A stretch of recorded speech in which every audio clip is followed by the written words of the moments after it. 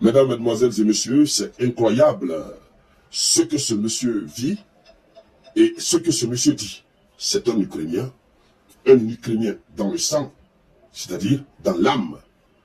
Mais ce monsieur qui s'appelle Viktor Medvedevchuk, qui est responsable d'un parti politique en Ukraine, il a été interdit en Ukraine. Il est interdit d'accéder, n'est-ce pas, sur le territoire ukrainien. Pourquoi? Pourquoi on l'interdit? Parce qu'il dit des choses que les Occidentaux ne veulent pas entendre. Parce qu'il dit des choses que Volodymyr Zelensky ne veut pas entendre. On l'interdit donc le territoire ukrainien parce qu'il exerce une liberté d'expression. Il dit ce qu'il pense. Viktor Medvedevchuk a fait une déclaration aujourd'hui, 23 avril 2024, une déclaration qui fait trembler les Occidentaux. Qu'est-ce qu'il a dit? On va aller dans les profondeurs, mesdames, mesdemoiselles et messieurs, mais s'il vous plaît, merci de partager la vidéoconférence, partagez-la au maximum.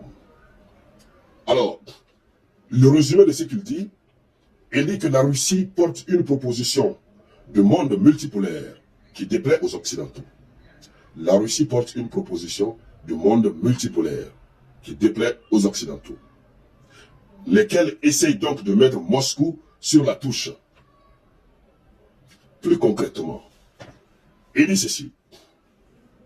Il dit les Occidentaux veulent éliminer, il dit l'Occident veut éliminer sur son chemin, de son chemin, un dangereux concurrent. Il dit ce n'est pas la première fois que la Russie soit déclarée pays barbare, dans le but d'organiser une croisade contre la Russie, censée lui apporter la culture et la liberté. On va rapidement expliquer ce qu'il a dit. On va dire autrement. Poutine veut quoi? Il veut un monde multipolaire. Un monde où les États sont à égalité. Un monde où il n'y a pas de supérieur, il n'y a pas de faible. Tous les États s'équivalent. S'équivaut, j'allais dire. Et lui, c'est ce projet de monde multipolaire que la Russie porte. Mais cela ne fait pas plaisir à l'Occident. Vous vous souvenez de l'Occident qui nous a colonisés? L'Occident qui ne veut pas un monde juste, qui veut un monde inégalitaire. Malgré qu'il prône à longueur de journée, n'est-ce pas, le respect des droits de l'homme, l'égalité, etc., etc., ils ne veulent pas de cela. C'est pourquoi d'ailleurs, lorsque vous regardez, n'est-ce pas, aux Nations Unies, au Conseil de sécurité, vous avez, n'est-ce pas, au compte des organes permanents, vous n'avez aucun pays africain qui siège. On en a fait le débat. Alors, il dit que l'Occident veut écarter la Russie de son chemin, puisque la Russie est un dangereux concurrent. C'est tout. Voici, n'est-ce pas, une partie du résumé.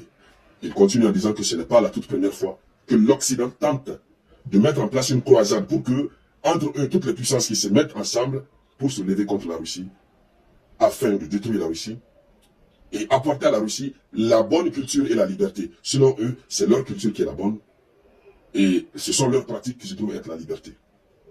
Pourtant, les Russes vivent très bien chez eux. On a vu comment les Libyens vivaient pendant le règne de Kadhafi, et après Kadhafi, on sait ce qui se passe. On a vu ces apporteurs de liberté démissionner tout récemment. On a vu le représentant de l'ONU en Libye qui a démissionné. On continue. Ce monsieur a vraiment parlé. Je vous demande de partager cette vidéoconférence. Partagez-la au maximum. Il dit ceci. Les Occidentaux ne supportent pas, notamment l'idée d'un monde multipolaire. Les frontières stratégiques de la Russie, comme toute grande puissance mondiale, s'étendent bien au-delà de son territoire. Et elles ne reposent pas sur la force militaire et la volonté de refaire la carte politique, mais sur les principes d'égalité, d'avantages mutuels et de partenariat. C'est l'essence du nouvel ordre international qui remplace progressivement le monde unipolaire. Ce monsieur, il a parlé. C'est un Ukrainien qui parle. Un Ukrainien. Ce n'est pas un Russe. Ce n'est pas un Français. C'est un Ukrainien. Il est clair là-dessus. Les gens là se lèvent contre Poutine parce que eux, leur système qui est en place, c'est un monde unipolaire. C'est-à-dire, one gamme, one way. Hein, un seul côté. Vous avez des gens qui dominent le reste du monde. Et Poutine ne veut pas cela. Poutine veut un monde où il y a un respect mutuel, où il y a, comment il a dit le mot. Le mot, il est très gentil, il est très bon. Voilà, hein, un monde qui repose sur les principes d'égalité, sur des avantages mutuels. Tu viens, on collabore, j'ai des avantages. Toi aussi, tu as des avantages. Un monde de partenariat. Donc c'est parce que la Russie cherche à mettre en place ce nouvel ordre mondial que ça leur fait mal. C'est pourquoi le conflit russo-ukrainien ne va, c'est-à-dire pour ne pas dire, ça ne va jamais prendre fin. Non, jamais. Non, même si Zelensky disparaissait aujourd'hui, le conflit va continuer. Le conflit, ils ne veulent pas que ça prenne fin, parce que l'objectif, il faut écarter la Russie, c'est tout. Bon, malheureusement, ils se lèvent contre la Russie, et ça se retourne contre eux. Puisque ce qu'ils sont en train de faire contre la Russie, les sanctions et tout ce qui s'ensuit, d'abord, premièrement, l'économie de la Russie ne fait que galoper, mais deuxièmement, c'est en train de renforcer les liens de partenariat entre la Russie et beaucoup d'États du monde. L'influence de la Russie n'a jamais grandi en Afrique, comme ces 2 dernières années. Notamment depuis le début de l'opération militaire spéciale en Ukraine. Au fur et à mesure qu'ils sanctionnent la Russie, des États africains se lèvent pour tendre la main à la Russie pour dire oui, nous sommes ensemble. Vous avez aussi d'autres États qui se lèvent. On a vu l'accélération, n'est-ce pas, de l'organisation des BRICS. Tout ça pour être autour de la Russie. Parce que l'idéologie que porte la Russie, non, le monde a besoin de ça. Et c'est pourquoi tout naturellement, quand les Européens se demandent qu'est-ce que la Russie a donné aux Africains, c'est simple. C'est une idéologie. Les gens suivent l'idéologie. L'idéologie ancienne qui consistait au fait pour, n'est-ce pas, les soumis d'obéir au maître, cette idéologie est dépassée. Nous avons fini par comprendre que c'était une mauvaise idéologie.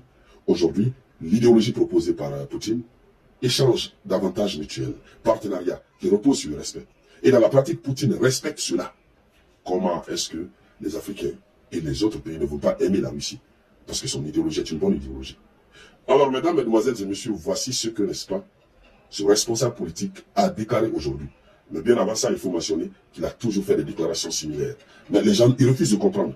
Pas parce qu'ils ne comprennent pas, mais ils n'ont pas la volonté de comprendre, ils ne veulent même pas entendre. C'est pourquoi depuis fort longtemps, il a été interdit d'accéder sur le territoire ukrainien. Allons-y alors pas à pas. Mesdames, mesdemoiselles et messieurs, un continent comme l'Europe, un peuple comme les Occidentaux, qui prônent à longueur de journée ce qu'ils appellent, n'est-ce pas, l'égalité souveraine des États, ce qu'ils appellent le respect des droits de l'homme, etc., etc. Voici des pays qui sont en train de restreindre la liberté d'expression d'un leader politique. Parce qu'il utilise sa liberté d'expression, il dit tout haut ce que les autres ont peur de dire, ou que les autres disent tout bas. On lui interdit d'accéder sur le territoire ukrainien. Vous voyez? Alors, sur ces mots, je ne vais pas être très long. Merci à toutes et à tous de partager la vidéoconférence au maximum. Je vous reviens tout à l'heure avec de nouvelles actualités.